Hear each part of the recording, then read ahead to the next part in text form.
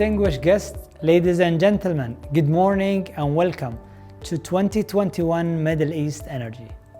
Today, renewables alongside new technologies and services are transforming the business of supplying and delivering power. For this energy transition, a more responsive and interconnected power system is emerging.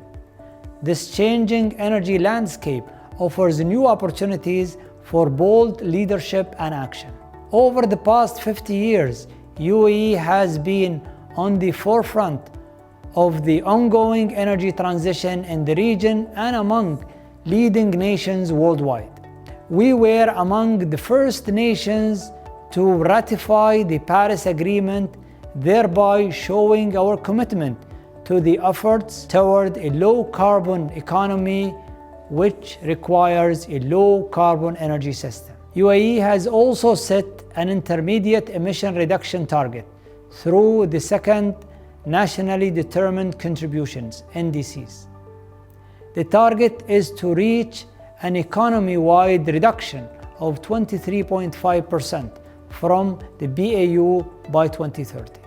In 2017, UAE announced its Energy Strategy 2050, aiming to reach 50% contribution from non-fossil clean energy in our power generation capacity, complemented by a 40% reduction in the total primary demand from business as usual by 2050. Together, this will help achieving 70% reduction in the CO2 emission from the business as usual in the power sector by 2050. Using a competitive private-public partnership and long-term power purchase agreement, we have witnessed a record-breaking prices for solar technologies since the nascent stages of the technology. The latest tender in Abu Dhabi for 2 gigawatt Al Dhafra project received an levelized cost of electricity of 1.35 cents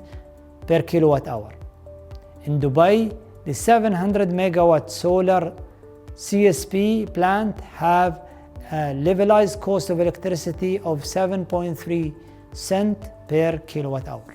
The availability of solar resources and lands, project ownership, and access to finance are among the latest contributors to the UAE high competitive prices outcomes. UAE is also the first country in the world to build 4 nuclear power plants at the same time with a capacity of 5,600 megawatt in one location.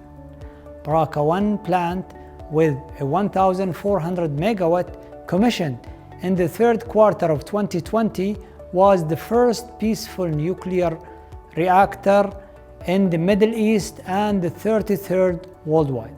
The UAE has opened the region's first grid-scale battery deployment at the world's largest virtual battery plant with a capacity of 108 megawatts distributed over 10 cities across the Emirate of Abu Dhabi. The sustainable clean energy technology profile includes solar, waste-to-energy, nuclear, hydrogen, hydropower, and biofuel and biogas. We are in the process of updating our national energy strategy, and the deployment of National Integrated Energy Model (IEM) is the first step toward the review.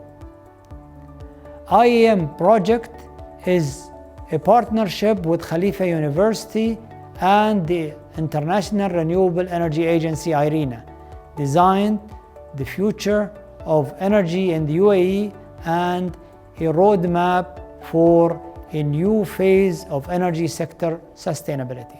The new fuels such as hydrogen might see the presence of export credit agencies in countries who have a long-term focus on import of low-carbon hydrogen. We are trying to build on our experience and expertise of oil and gas, in addition to carbon capture, utilization, and storage technologies, to develop a blue hydrogen while neutralizing our emission locally. The levelized cost of hydrogen production from electrolysis technologies are benefiting from the reduction in cost of renewable energy. Overall, the UAE has the natural resources, supporting technological expertise, and the political stability needed for becoming a key player in the global hydrogen supply chain. DEWA will feature hydrogen mobility at Expo 2020 by powering a number of fuel cell vehicles that use hydrogen produced by the first solar-driven hydrogen electrolysis facility in the Middle East and North Africa.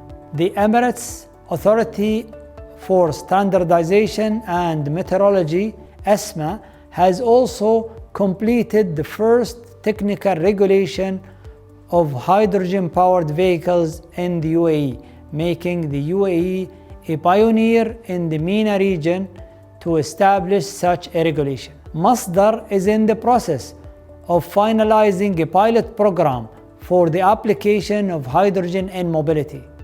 The Phase 1 will include the installation of electrolysis powered by solar PV for refueling a fleet of buses and small passenger vehicles, and aims for operational by Q1 2022.